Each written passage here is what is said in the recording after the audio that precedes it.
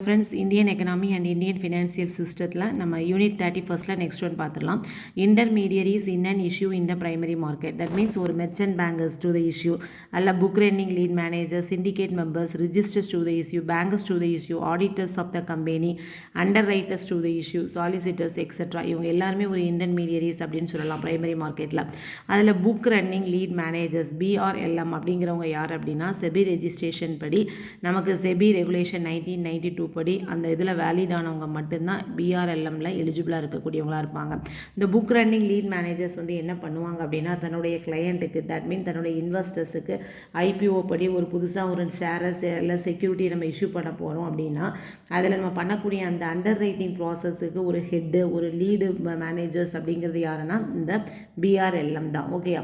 So இவங்க என்ன பண்ணுவாங்க இந்த அண்டர் ரைட்டிங் ப்ராசஸில் இந்த பிஆர்எல்எம் என்ன பண்ணுவாங்க அப்படின்னா அந்த டியூ டிலிஜென்ஸ் பெர்ஃபார்ம் பண்ணுறதா இருக்கலாம், இல்லைனா நம்ம என்ன ப்ரைஸஸுக்கு இந்த ஷேரை இஷ்யூ பண்ண போகிறோம் அந்த ஃபைனல் ஆஃபரிங் ப்ரைஸை டிட்டர்மைன் பண்ணுறவங்க, அண்ட் தென் இன்ட்ரெஸ்ட் பெயருடைய ரெக்கார்டை ட்ராக் பண்ணுறவங்க, அப்புறம் ஆர்டரை கன்ஃபார்ம் பண்ணுறவங்க, அண்ட் தென் நம்ம அவங்களுக்கு யார் நம்ம எந்த ஷேரை எந்த கஸ்டமர் இன்வெஸ்டர்ஸுக்கு கொடுக்க போகிறோம் அப்படிங்கிறது அந்த கேரண்டி பர்ச்சேஸ் இது எல்லாமே யாருடைய வேலை அப்படின்னா புக் ரன்னிங் லீட் மேனேஜர்ஸோட வேலை.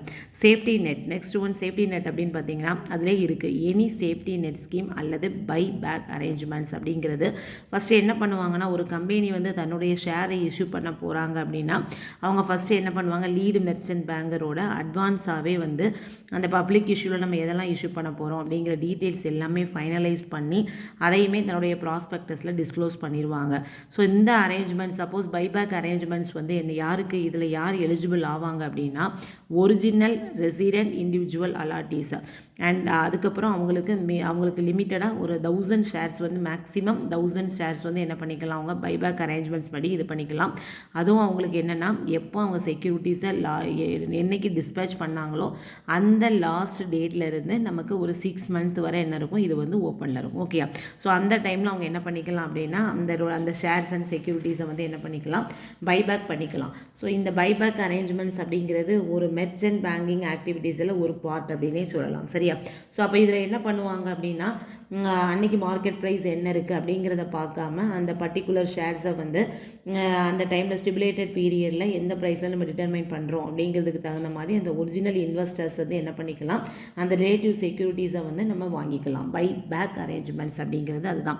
தென் நெக்ஸ்ட் ஒன் பார்த்தீங்க அப்படின்னா கட் ஆஃப் ப்ரைஸ். இது நம்ம ஆல்ரெடி பார்த்துட்டோம். அதாவது ஒரு புக் பில்டிங் இஷ்யூனா என்ன அப்படிங்கிறத நம்ம ப்ரீவியஸ் வீடியோவில் ரொம்ப தெளிவாகவே நம்ம எக்ஸ்பிளைன் பண்ணியிருப்போம். ஸோ அதை பார்த்துக்கோங்க. ஸோ இதில் வந்து இஷ்யூவர் என்ன பண்ண போகிறார் அப்படின்னா ஒரு ப்ரைஸ் இஷ்யூ பண்ண போகிறாரு ஷேரை. ஸோ அந்த ஷேரோட ப்ரைஸ் வந்து ப்ரைஸ் பேண்ட் ஆல்ரெடி நம்ம சொல்லியிருந்தோம். ப்ரைஸ் பேண்ட் அப்படிங்கிறது என்னென்னா ஃபார் எக்ஸாம்பிள் நான் 100 ரூபீஸ்லேருந்து 250 ரூபீஸ்க்குள்ளே அந்த ஷேரை வந்து நான் ஃபிக்ஸ் பண்ணணும்னு நினைக்கிறேன் ப்ரைஸ். அதுதான் price band. So floor price அப்படிங்கிறது ரொம்ப லோயரிங் ப்ரைஸாக இருக்கலாம் ரெட் ஹெரிங் ப்ராஸ்பெக்டஸில். ஸோ ஒரு ஆக்சுவல் ப்ரைஸை வந்து நம்ம எப்படி டிஸ்கவர் பண்ணுவோம் அப்படின்னா சப்போஸ் அந்த ப்ரைஸ் பேண்டுக்குள்ளேயும் இருக்கலாம், அப்படி இல்லைனா என்ன பண்ணிக்கலாம் அந்த ஃப்ளோர் ப்ரைஸை விட அபோவாகவும் இருக்கலாம். ஸோ என்ன இப்போ 100 ரூபாயிலிருந்து 250 ரூபீஸ்க்குள்ளே நான் ஒரு ஷேரை இஷ்யூ பண்ணணும்னு நினைக்கிறேன்.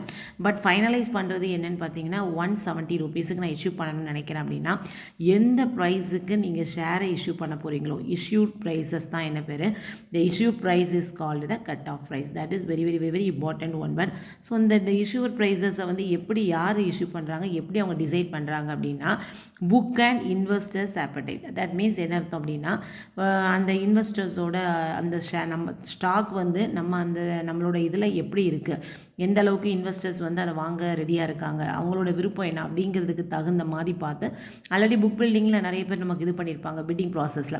ஸோ அதையெல்லாம் பார்த்துட்டு அதுக்கு தகுந்த மாதிரி அந்த ஷேரை இஷ்யூவர் பண்ணக்கூடிய issuer and then lead manager அவங்க என்ன பண்ணுவாங்க அந்த கட் ஆஃப் ப்ரைஸை வந்து ஃபிக்ஸ் பண்ணுவாங்க. So SEBI disclosed investor production guidelines சொன்னோம்ல. ஸோ அவங்க என்ன பண்ணுவாங்க அப்படின்னா ஒன்லி ரீட்டைல் இண்டிவிஜுவல் இன்வெஸ்டர்ஸுக்கு வந்து இந்த கட் ஆஃப் ப்ரைஸை வந்து அப்ளை பண்ணுவாங்க. ஓகே, ஸோ இதுதான் வந்து என்னதுன்னா கட் ஆஃப் ப்ரைஸ் அப்படிங்கிறது. Next one application supported by blocked amount ASBA அப்படின்னு சொல்லுவோம். இதில் வந்து என்ன பண்ண போகிறாங்க சம் அமௌண்ட்டை வந்து பிளாக் பண்ண போகிறாங்க. எதுக்கு பிளாக் பண்ண போகிறாங்க அப்படின்னா சப்போஸ் நான் வந்து என்ன பண்ண போகிறேன் என்னுடைய பேங்க் அக்கௌண்ட் தட் மீன்ஸ் இந்த ஆஸ்பா ஆஸ்பா மூலமாக நான் ஷேர்ஸை வந்து சப்ஸ்கிரைப் பண்ண போகிறேன் அப்படின்னா அதுக்கு எவ்வளோ அமௌண்ட்டோ அதை பிளாக் பண்ணி வைக்கக்கூடியதுக்கு பேர் தான் ஆஸ்பா அப்படின்னு சொல்லுவோம். ஸோ இன்வெஸ்டர்ஸ் வந்து ஆஸ்பா மூலமாக அப்ளை பண்ணுறாரு அப்படின்னா அந்த அப்ளிகேஷன் மணி வந்து அவருடைய பேங்க் அக்கௌண்ட்லேருந்து தான் டெபிட் பண்ணப்படும். சரியா? ஸோ அப்போது அவருக்கு வந்து எனக்கு இவ்வளோ ஷேர் வேணும் அப்படின்னு கேட்டிருக்காரு அப்படின்னா எல்லாமே ஃபைனலைஸ் ஆனதுக்கப்புறமா அவருக்கு எவ்வளோ ஷேர் அலாட்மெண்ட் ஆகுது அப்படிங்கிறத பொறுத்து அவருக்கு அலாட்மெண்ட் ஆயிருச்சு அப்படின்னா மட்டுமே அவருடைய அக்கௌண்ட்லேருந்து அந்த அமௌண்ட் வந்து டெபிட் பண்ணப்படும். அப்படி இல்லைன்னா அவருக்கே அது வந்து டெபிட் பண்ணப்படாது. ஓகேயா? ஸோ இதுதான் வந்து என்னதுன்னா ஆஸ்பா அப்படின்னு சொல்கிறோம். ஸோ ஒரு ஆஸ்பா ஃபெசிலிட்டி மூலமாக இன்வெஸ்டர்ஸ் வந்து என்ன பண்ணலான்னா பப்ளிக் இஷ்யூ அல்லது ரைட் இஷ்யூ. ஸோ எதுனாலுமே அவர் என்ன பண்ணிக்கலாம்னா ரைட் இஷ்யூன்னு நம்ம ஆல்ரெடி பார்த்துருப்போம். எக்ஸிஸ்டிங் ஷேர் ஹோல்டர்ஸுக்கு டிஸ்கவுண்ட் ப்ரைஸஸில் ஷேர்ஸை இஷ்யூ பண்ணுறது தான் வந்து ரைட் இஷ்யூ அப்படின்னு நம்ம ப்ரீவியஸ் வீடியோவில் பார்த்துருப்போம். ஸோ அப்போ அவங்க எந்த இஷ்யூக்குமே அவங்க என்ன பண்ணிக்கலாம் அப்படின்னா பேங்க் அக்கௌண்ட்டை யூஸ் பண்ணி அது மூலமாக அப்ளை பண்ணிக்கலாம். ஸோ ஒரு இன்வெஸ்டர்ஸ் வந்து ஆஸ்பா ஃபார்ம்ஸை ஃபில் பண்ணி சப்மிட் பண்ணுறாரு அப்படின்னா அது வந்து பர்டிகுலர் எஸ்சிஎஸ்பி அப்படிங்கிறது நம்ம ப்ரீவியஸ் வீடியோவில் பார்த்துருப்போம். செல்ஃப் சர்டிஃபைட் சிண்டிகேட் பேங்க் அப்படின்னு சொல்லுவோம். அதாவது ஆஸ்பா ஃபெசிலிட்டிஸை தன்னுடைய இன்வெஸ்டர்ஸுக்கு கஸ்டமர்ஸுக்கு கொடுக்கக்கூடிய பேங்க் தான் இந்த செல்ஃப் சர்டிஃபைட் சிண்டிகேட் பேங்க் அப்படிங்கிறது. ஸோ நீங்கள் செபி வெப்சைட்டில் பார்த்தீங்கன்னா அதில் ஆப்ஷன் இருக்கும். For example State Bank of India, Union Bank of India, Indian Bank, ICICI, HDFC, இது எல்லாமே சம் எக்ஸாம்பிள்ஸ். ஸோ இதில் நீங்கள் எங்கேனாலுமே இந்த ஆஸ்பா ஃபெசிலிட்டிஸை யூஸ் பண்ணிக்கலாம். ஸோ அந்த ஃபார்மில் என்ன நம்ம அந்த யார் அப்ளை பண்ண போகிறாங்களோ அந்த அப்ளிகண்ட்டோட டீட்டெயில்ஸ் எல்லாம் கரெக்டாக ஃபில் பண்ணியிருக்கணும். நேம், பேன் நம்பர், அப்புறம் டிமேட் அக்கௌண்ட் நம்பர், எவ்வளோ குவான்டிட்டி எனக்கு வேணும், எவ்வளோ பிட் குவான்டிட்டி மீன்ஸ் எனக்கு 1000 ஷேர்ஸ் வேணும் இல்லைனா 500 சர்வ்ஸ் வேணும் அப்படிங்கிற டீட்டெயில்ஸ், அப்புறம் எவ்வளோ ப்ரைஸுக்கு நீங்கள் பிட் பண்ண போகிறீங்க, மற்ற டீட்டெயில்ஸ் எல்லாமே நம்ம கரெக்டாக ஃபில் பண்ணி அந்த நம்ம பிரான்ச்சில் வந்து சப்மிட் பண்ணிடணும். ஸோ அவங்க என்ன பண்ணுவாங்க அப்படின்னா அதுக்கு ரிலேட்டடாக உள்ள அமௌண்ட்டை வந்து பிளாக் பண்ணிடுவாங்க. ஸோ பேங்க் வந்து என்ன பண்ணுவாங்க, இதெல்லாம் பண்ணி முடிச்சதுக்கப்புறமா அந்த டீட்டெயில்ஸை வந்து நம்ம பிட்டிங் பிளாட்ஃபார்முக்கு வந்து அவங்க அப்லோட் பண்ணுவாங்க. ஸோ அப்லோட் ஆனதுக்கப்புறம் எல்லாமே கரெக்டாக இருந்துச்சு அப்படின்னா அது அக்செப்ட் பண்ணிக்கப்படும். அப்படி இல்லை அப்படின்னா அந்த ஃபார்ம் வந்து ரிஜெக்ட் ஆயிரும். ஸோ செபி என்ன பண்ணாங்க அப்படின்னா இந்த ஆஸ்பா ஃபெசிலிட்டி மூலமாகவும் இன்வெஸ்டர்ஸ் வந்து அப்ளை பண்ணலாம், ஷேர்ஸை வந்து வாங்குறதுக்கு அப்ளை பண்ணலாம் அப்படிங்கிறத கொண்டு வந்தாங்க. ஸோ பப்ளிக் இஷ்யூஸில் வந்து இந்த மாதிரி ஆஸ்பா மூலமாக வாங்கலாம் அப்படிங்கிறத செபி எப்போ இன்ட்ரடியூஸ் பண்ணாங்க அப்படின்னா May 1, 2010 வந்து இதை இன்ட்ரடியூஸ் பண்ணாங்க. அண்ட் தென் நம்ம ரைட் இஷ்யூவில் வந்து எல்லா ஷேர் ஹோல்டர்ஸுமே ஆல்ரெடி எக்ஸிஸ்டிங் ஷேர் ஹோல்டருக்கு தான் நம்ம ரைட் ஷேரை இஷ்யூ பண்ண போகிறோம்.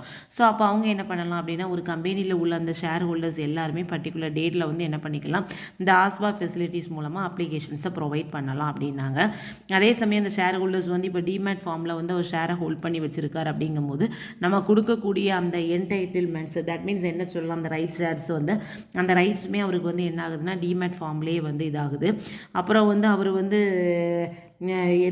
எந்த விதமான என்டைட்டில்மெண்ட்ஸையுமே அவரோட ரைட்ஸை வந்து ஃபுல்லாகவோ இல்லைனா பார்ட்டாகவோ அவர் கிவ் அப் பண்ணணும் அப்படிங்கிற அவசியம் கிடையாது. அது is not a renounce, that is very very very important. So is not renounce அப்படிங்கிற போது இது வந்து எதையுமே அவர் கிவ் அப் பண்ணணும் அப்படிங்கிறது கிடையாது. ஸோ அவர் வந்து ஒரு நம்ம அந்த ஃபண்ட்ஸை வந்து பிளாக் பண்ணுறோம் அப்படிங்கும்போது கண்டிப்பாக எஸ்சிஎஸ்பி செல்ஃப் சர்டிஃபைட் சிண்டிகேட் பேங்க் மூலமாக மட்டும்தான் பண்ண முடியும். எல்லா பேங்க்ஸுமே இது பண்ணாது. ஓகேயா? ஸோ இதுதான் வந்து ஆஸ்பா. பர்டிகுலர் அமௌண்ட் எவ்வளோ ஷேர் வேணும்னு நீங்கள் நினைக்கிறீங்களோ அதை நீங்கள் பிட் பண்ணும்போது அதுக்கான அமௌண்ட்டை அவங்க வந்து என்ன பண்ணுவாங்க, பிளாக் பண்ணுறாங்க. அதுக்கு பேர் தான் ஆஸ்பா அப்படிங்கிறது. நெக்ஸ்ட் ஒன் பார்த்தீங்க அப்படின்னா advantages of applying through ASBA. Next one பார்த்தீங்க அப்படின்னா இன்வெஸ்டர்ஸ் வந்து இந்த அப்ளிகேஷன் மணியை பிளாக் பண்ணுறதுக்கு செக்கு கொடுக்கணும் அப்படிங்கிற அவசியம் கிடையாது. ஏன்னா இந்த ஆஸ்பா மூலமாக பண்ணுறதுனால அவங்க வந்து என்ன பண்ணிக்கலாம், பேங்க் அக்கௌண்ட்டில் தான் பிளாக் பண்ண போகிறாங்க. ஸோ இதுக்கு செக் இஷ்யூ பண்ண வேண்டிய அவசியம் இல்லை. செகண்ட் ஒன் பார்த்தீங்க அப்படின்னா இன்வெஸ்டர்ஸுக்கு வந்து தன்னுடைய அமௌண்ட் வந்து ரீஃபண்ட் ஆகுமா அப்படிங்கிறதுக்கு கவலையே கிடையாது. ஏன்னா அவங்களுக்கு இவ்வளோ ஷேர் அப்படின்னு அலாட் பண்ணி முடிச்சு எல்லாமே ஃபைனலைஸ் ஆனதுக்கு அப்புறம் மட்டும்தான் அவங்க அக்கௌண்ட்ல இருந்து அந்த அமௌண்ட் வந்து டெபிட் பண்ணப்படும். ஸோ அதனால் அதுவரை அவங்க அக்கௌண்ட்டில் தான் பணம் இருக்கும். அதனால் ரீஃபண்ட் பற்றி அவங்க கவலைப்பட வேணாம். நெக்ஸ்ட் ஒன் பார்த்தீங்க அப்படின்னா இன்வெஸ்டர்ஸ் வந்து என்ன பண்ணலாம், இந்த அப்ளிகேஷன் மணியை வந்து பேங்க் அக்கௌண்ட் மூலமாக பண்ணுறதுனால அதுக்கான இன்ட்ரெஸ்ட்டை வந்து அவங்க ஆட் பண்ணிக்கிட்டே இருக்கலாம். செக்காகவோ இல்லை ட்ரான்ஸ்ஃபர் மூலமாக பண்ணுறதுனால அதை ஆட் பண்ண முடியாது. ஸோ இந்த ஆஸ்பா மூலமாக பண்ணுறது மூலமாக அவங்களுக்கு அந்த இன்ட்ரெஸ்ட்டை வந்து ஆட் பண்ணிக்கிட்டு இருக்கலாம். ஸோ அப்ளிகேஷன் ஃபார்மே ரொம்ப சிம்பிளாக இருக்கும். ஸோ இன்வெஸ்டர்ஸ் வந்து இதில் வந்து யார் மூலமாக டீல் பண்ண போகிறாங்கன்னா தன்னுடைய பேங்க் மூலமாக தான் ரெகுலராக அவங்க போயிட்டு இருக்கக்கூடிய பேங்க் மூலமாக தான் இந்த ஆஸ்பா சர்வே இதை வந்து அவங்க டீல் பண்ண போகிறாங்க. ஸோ அதனால் அந்த பேங்க்கு தான் அவங்களுக்கு ஒரு இடைத்தரகராக இருக்குது. அதனால் அவங்களும் பயப்பட வேண்டிய அவசியம் இல்லை. ஸோ இதுதான் main advantages of the applying through ASBA. So next one பார்த்தீங்க அப்படின்னா குவாலிஃபைட் இன்ஸ்டிடியூஷனல் பிளேஸ்மெண்ட், அதாவது QIP அப்படிப்போம். நம்ம ஃபஸ்ட்டு இதில் QIPனா என்ன, எதுக்காக செபி இதை இன்ட்ரடியூஸ் பண்ணாங்க அப்படிங்கிறத பார்த்துடலாம். ஒரு கம்பெனி அல்லது பிஸ்னஸ் ரன் பண்ணுறதுக்கு இப்போ நிறைய பணம் தேவைப்படுது. அப்போ அவங்க என்ன பண்ணுவாங்க அப்படின்னா, ஃபஸ்ட்டு அந்த கம்பெனி தன்னுடைய ஓன் சோர்ஸ் மணியை யூஸ் பண்ணுவாங்க. அண்ட் தென் பேங்க்கிட்ட லோன் வாங்கினா வாங்குவாங்க, இல்லைனா தன்னுடைய ஷேர்ஸை இஷ்யூ பண்ணி அது மூலமாக மக்கள்கிட்ட இருந்து கேஷை வாங்கி அது மூலமாக கேபிட்டலை ரைஸ் பண்ணிக்குவாங்க. இது பொதுவாக நடக்கக்கூடியது. ஸோ இப்போ முதல்ல என்ன பண்ணாங்க, ஒரு 20 இயர்ஸ் பேக் 15 இயர்ஸ் பேக்லலாம் பார்த்தீங்க அப்படின்னா இந்தியன் கம்பெனியோட ஃபண்ட் சோர்சிங் பொசிஷன் எப்படி இருந்துச்சு அப்படின்னா, அவங்க வந்து தனக்கு தேவையான கேபிட்டலை ரைஸ் பண்ணுறதுக்கு அவங்க ரொம்ப வந்து ஃபாரின் கண்ட்ரி இன்வெஸ்டர்ஸ் தான் நம்பியிருந்தாங்க. ஏன்னா நம்ம இந்தியன் இன்வெஸ்டர்ஸ்கிட்ட இருந்து நம்ம அந்த ஃபண்டை ரைஸ் பண்ணுறதுக்கு நிறைய ரூல்ஸ் அண்ட் ரெகுலேஷன்ஸ் வந்து ரொம்ப ஸ்ட்ராங்காக இருந்தது. ஸோ அதனால் ஃபாரின் கண்ட்ரியிலேருந்து ரைஸ் பண்ணுறதை விட நம்ம இந்தியன் இன்வெஸ்டர்ஸ் கிட்ட இருந்து ரைஸ் பண்ணுறது ரொம்ப கஷ்டமாக இருந்தது. அதனால் நம்ம என்ன பண்ணாங்கன்னா, அவங்க ஃபாரின் இன்வெஸ்டர்ஸ் கிட்ட இருந்து ஃபண்டை ரைஸ் பண்ணிக்கிட்டாங்க. அதுவும் சும்மா ரைஸ் பண்ண முடியாது. அதுக்கு பதிலாக அவங்க என்ன பண்ணணும், ஃபாரின் கரன்சி கன்வெர்ட்டிபிள் பாண்ட்ஸ் இல்லைனா குளோபல் டெபாசிட்டரி ரிசிப்ட்ஸ் இந்த மாதிரி இதை இஷ்யூ பண்ணி அது மூலமாக அவங்க என்ன பண்ணிக்குவாங்க, ஃபண்டை ரைஸ் பண்ணிக்குவாங்க. ஸோ இதுதான் ஃபஸ்ட்டு நடந்துட்டு இருந்துச்சு. இன்னொன்று பெரிய ட்ராபேக் என்ன அப்படின்னு பார்த்தீங்கன்னா, இந்தியன் கம்பெனியில் வந்து இப்போ வந்து ஃபாரின் இன்வெஸ்டர்ஸ் இன்வெஸ்ட்மெண்ட் பண்ணுறாங்க அப்படின்னா அவங்க ஒரு லாங் டைம் இன்வெஸ்ட்மெண்ட் பண்ணால் தான் அந்த கம்பெனியோட க்ரோத் நல்லாயிருக்கும். இல்லை அவங்க சடனாக அந்த அமௌண்ட்டை திரும்ப எடுத்துட்டாங்க அப்படின்னா அந்த கம்பெனியோட க்ரோத் பாதிப்படைகிறது மட்டும் இல்லாமல் அந்த கம்பெனியை க்ளோஸ் பண்ணுற அளவுக்கு கூட அவங்க போகலாம். So and then foreign investors Indian கம்பெனியில் இன்வெஸ்ட்மெண்ட் பண்ணும்போது இந்தியன் கம்பெனியோட ஆப்ரேஷன்லேயே அவங்க நிறைய இன்ஃப்ளூயன்ஸ் பண்ண ஆரம்பித்தாங்க. ஸோ அப்போ என்ன பண்ணாங்கன்னா செபி, ஸோ இதையெல்லாம் அவாய்ட் பண்ணணும், இதெல்லாம் குறைக்கணுங்கிறதுக்காக செபி 2006 என்ன பண்ணாங்க அப்படின்னா குவாலிஃபைட் இன்ஸ்டிடியூஷனல் பிளேஸ்மெண்ட் அப்படிங்கிறத இன்ட்ரடியூஸ் பண்ணாங்க. ஸோ இதில் வந்து என்ன நடக்கும் அப்படின்னா, இந்தியாவில் நம்ம ஷேர் மார்க்கெட்டில் லிஸ்ட்டில் இருக்குள்ள அந்த கம்பெனி வந்து இந்தியன் இன்வெஸ்டர்ஸ் கிட்ட இருந்து ஃபண்டை வந்து ரைஸ் பண்ணிக்கலாம், சோர்ஸ் பண்ணிக்கலாம் அப்படிங்கிறதுக்காக கொண்டு வந்த ஒரு டூல் தான் குவாலிஃபைட் இன்ஸ்டிடியூஷனல் பிளேஸ்மெண்ட்.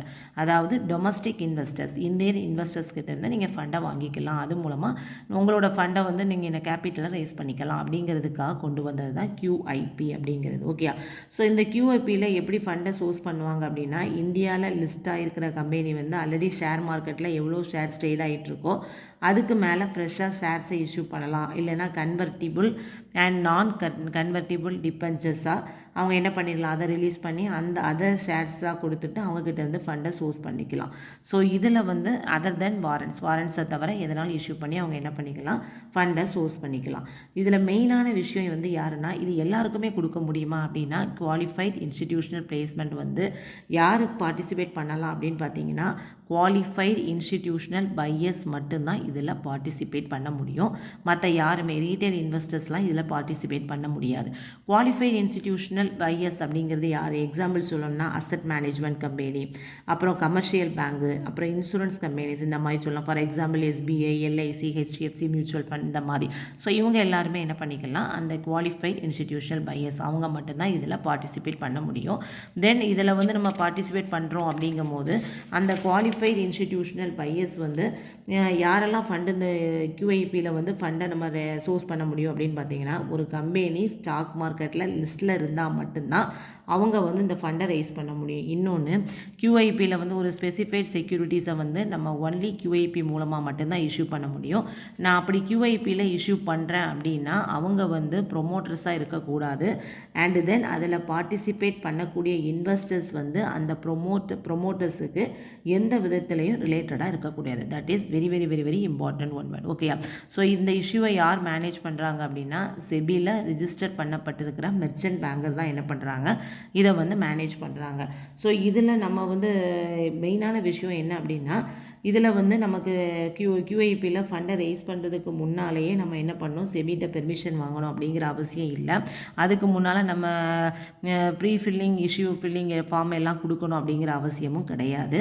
நம்ம எல்லாம் முடிச்சதுக்கு அப்புறமா என்ன பண்ணால் போதும், நான் எவ்வளோ ஃபண்டு ரைஸ் பண்ணியிருக்கேன், என்ன இன்வெஸ்டர்ஸ் கிட்டேருந்து எந்தெந்த இன்வெஸ்டர்ஸ் கிட்டேருந்து ரைஸ் பண்ணியிருக்கேன், அதை ரைஸ் பண்ணி என்ன பர்பஸுக்காக யூஸ் பண்ண போகிறோம் அப்படிங்கிறத நம்ம செபிக்கு கம்ப்ளைண்ட்ஸாக அதுக்கப்புறம் ரிப்போர்ட் பண்ணால் போதும். அதுக்கு முன்னால் எதுவும் சொல்ல வேண்டிய அவசியம் இல்லை.